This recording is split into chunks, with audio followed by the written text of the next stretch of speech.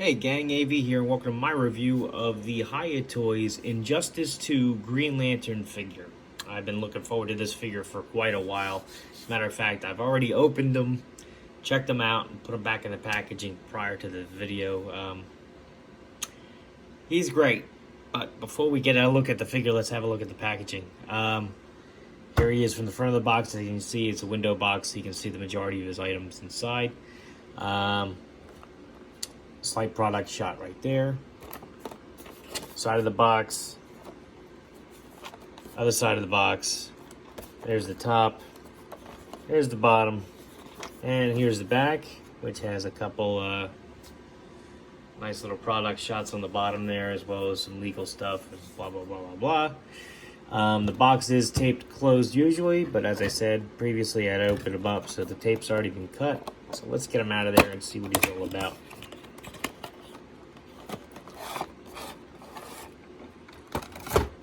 And as usual, he comes with this card as an insert in the box. It's just like the Daily Planet building in disarray.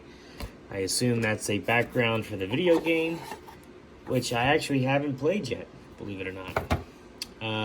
But anyhow, so the figure comes in this figure tray. It's a two-part figure tray, so let's take the top piece off. This off to the side here. As usual, we're going to have a look at the accessories first. And the first accessory I'm going to pull out is this machine gun, which I had a little difficulty actually getting him to hold appropriately. As great as these figures look, sometimes the articulation is a little iffy. So just because of the sculpt gets in the way of certain poses and whatnot. So I'm going to try this in a little bit. But as you can see, try it again in a little bit because it's been a while. But as you can see, it's got a lot of really cool detail on it.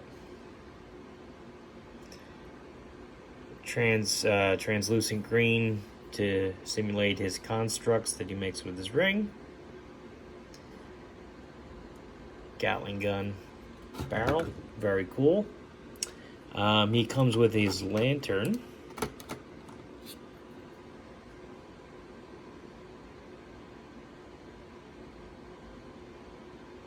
Which is really cool.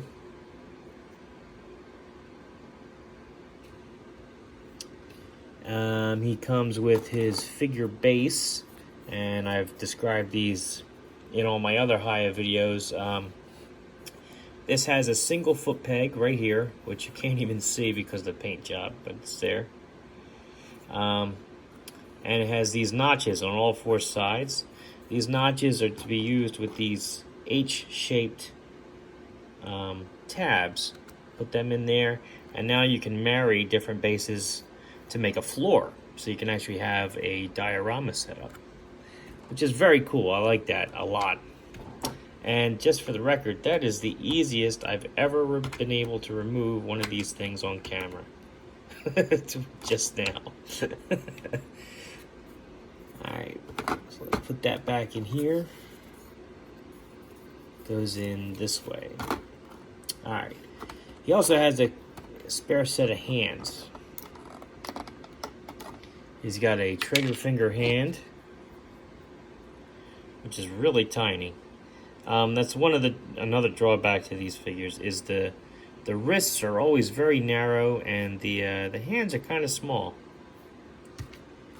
But you know, it is what it is. Everybody's got to change things up a little bit, otherwise they get copyright infringement and all that stuff.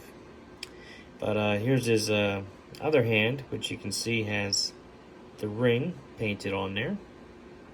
This is just a grasping hand. And let's get the figure out himself, huh? So here he is.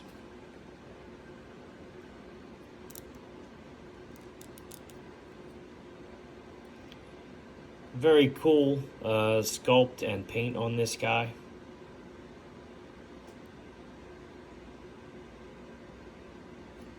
He's got soft rubber for his shoulder pads and for his thigh guards, which help with his articulation a little bit, which we'll get through in a minute. But as you can see, he does have very narrow wrists. He's got 2 foot pegs, one on either foot, and he looks pretty cool. So let's get on to his articulation. His head is on a ball joint, which enables him to, it's got 2 points of articulation. I'm a little rusty with these figures, believe it or not. It's been a while. I've been doing nothing but boss fight stuff for my reviews. It's a little stiff. You probably could get this to do 360, but I'm having a hard time, actually, and I don't want to force it.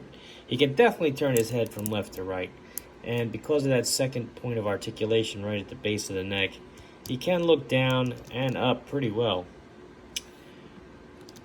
His arms can do a full 360. You do have to be careful of that shoulder guard, but it will get out of the way for you if you're careful. His arms can go up about that high. There is nothing at the bicep. His elbows can bend. We'll call that about 80 degrees. There is a rotation there, but the elbow kind of hinders it from doing a full 360. As you can see, there is a discrepancy with the paint at the joint, so be very careful when you first open these guys. Make sure you loosen them up with a hair dryer, because sometimes the paint gets in those joints and the figure will break.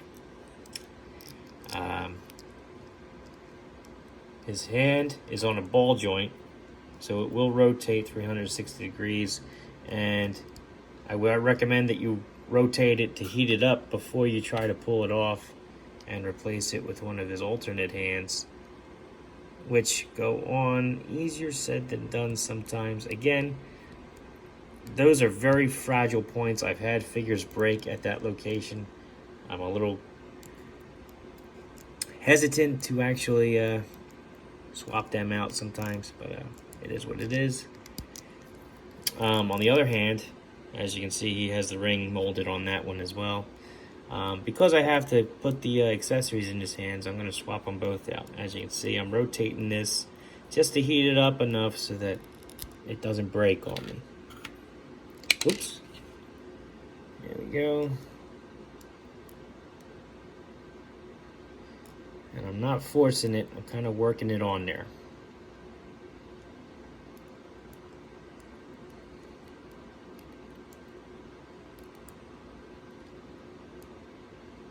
There we go. Makes me very nervous, those damn joints. Alright, anyway. He's got a rib cage crunch,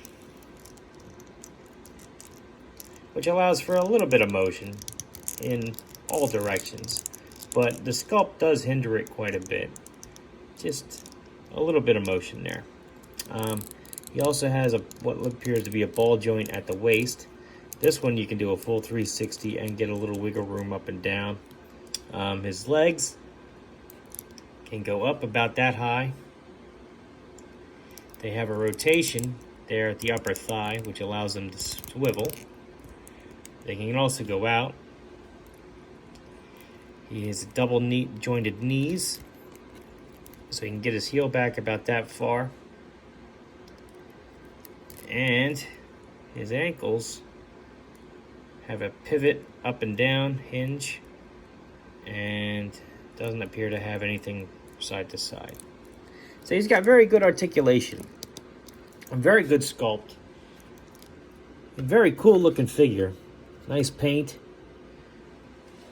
Like I said, you just have to be a little careful with those joints, because they have a tendency to freeze up and break on you, frankly. All right, so let's have the lantern in his hand. See how that looks.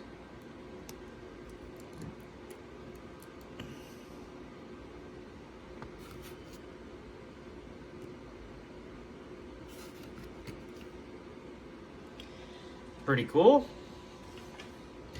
Alright, and like I said, I had a little bit of trouble getting the gun in an accurate pose, just because his articulation doesn't seem to want to cooperate with this type of accessory, but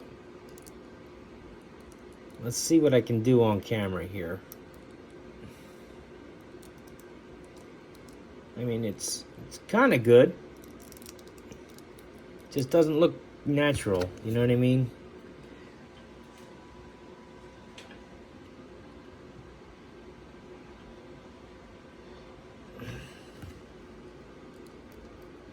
He can definitely hold it, but yeah,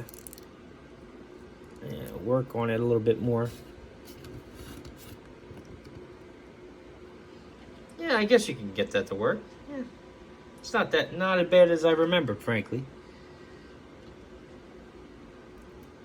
You can definitely get that to work. All right. I take it back. What do I know?